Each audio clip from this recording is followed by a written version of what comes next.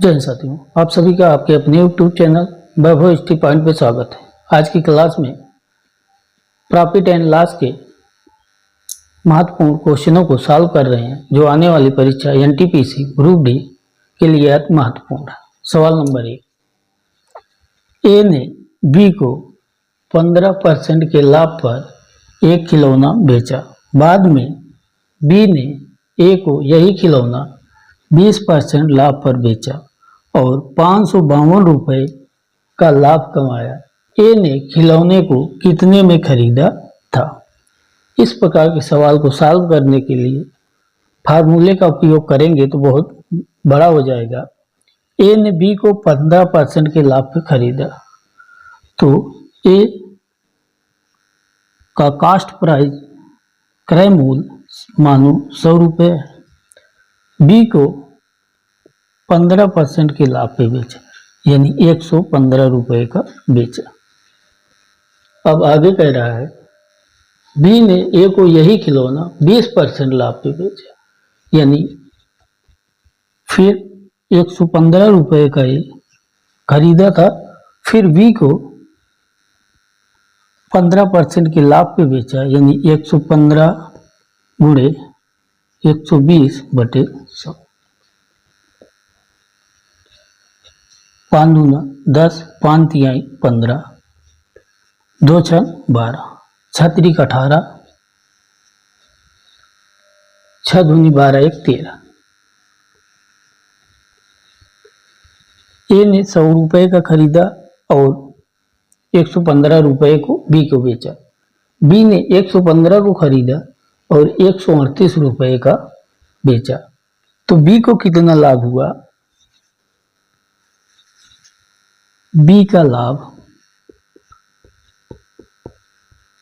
बराबर 138 माइनस 115 बराबर 8 में से 5 गए 3, 2 में से 1, 3 में से 1 गए 2, यानी बी को 23 रुपये का लाभ हुआ।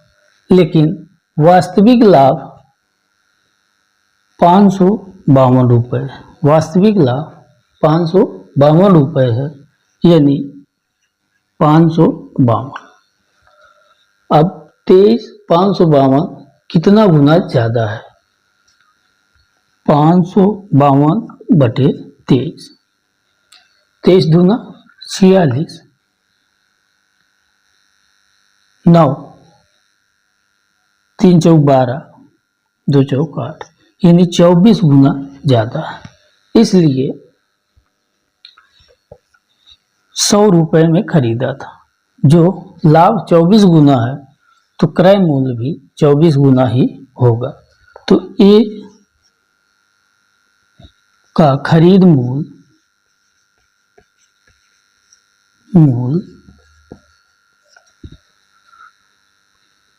24 गुणे 100 बराबर 2400 रुपये होगा, यानी विकल्प ए सही है। सवाल नंबर 2, मनोज एक रेडियो को उसके मूल्य के 3/4 दाम में खरीदा तथा उसके मूल्य में से 20% अधिक दाम पर बेचता है।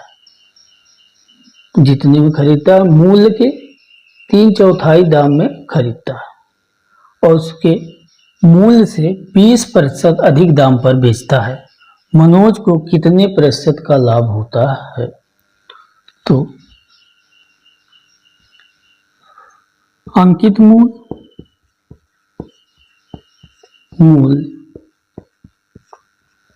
100 है। अब इसके 3/4 दाम पे वो खरीदता है।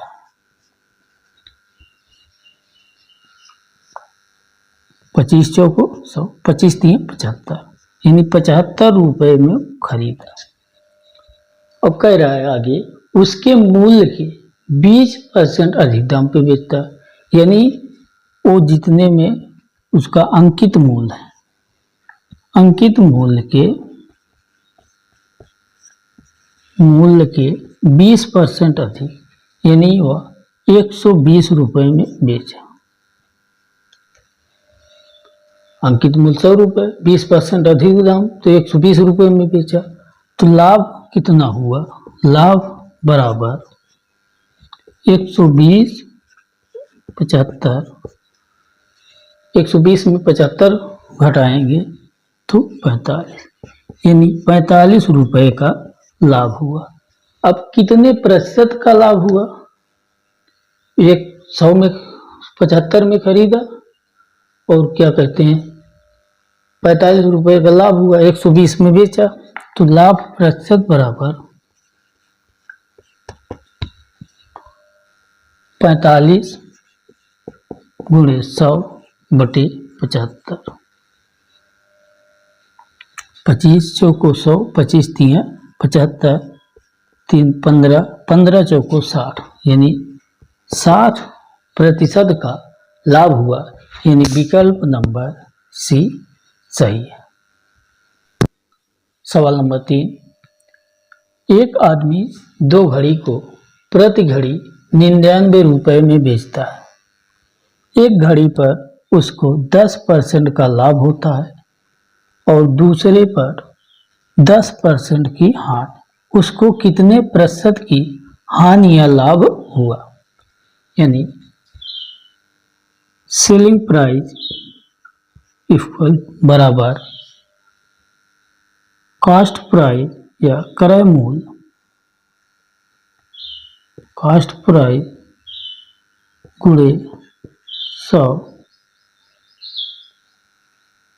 प्लस माइनस लाभ या हानि बटे 100। तो सेलिंग प्राइस 99 बराबर कास्ट प्राइस गुणे 100, 10% में लाभ हो रहा है प्लस 10 बटे 100, यानी कास्ट प्राइस बराबर 99 गुणे 100, 3 गुणा हो जाएगा बटे 110, 11 9 99, 90, यानी क्रय मूल्य पहली घड़ी का 90 रुपए है। दूसरी घड़ी का क्रय मूल्य सेलिंग प्राइस 99 बराबर कास्ट प्राइस गुणे 100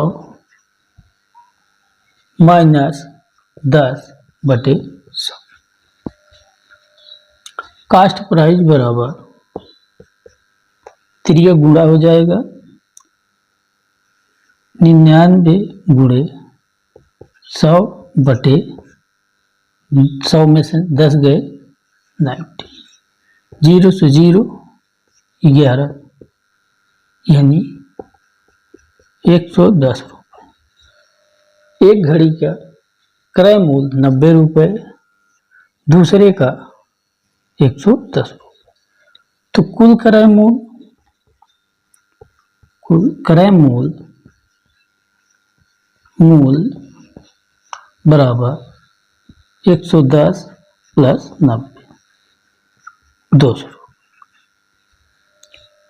विक्रय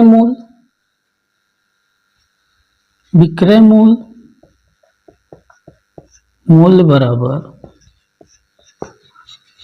99 रुपए में दोनों को बेच रहा है बराबर 198।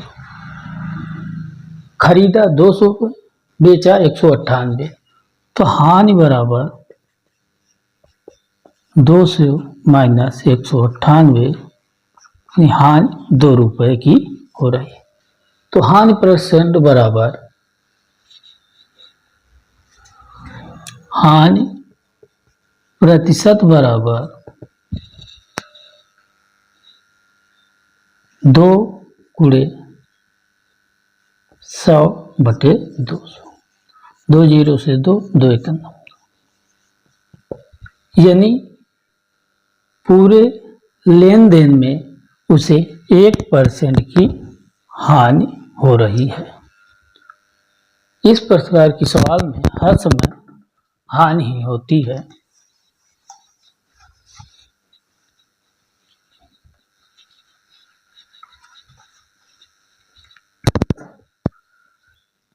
इसको 60 में से हानि प्रतिशत बराबर एक्स स्क्वायर बटे 100। एक्स यानी लाभ और हानि दोनों का स्क्वायर यानी 10 का स्क्वायर बटे 100, 10 गुणे 10 बटे 100 यानी हानि प्रतिशत बराबर 1% का हानि हो रही है।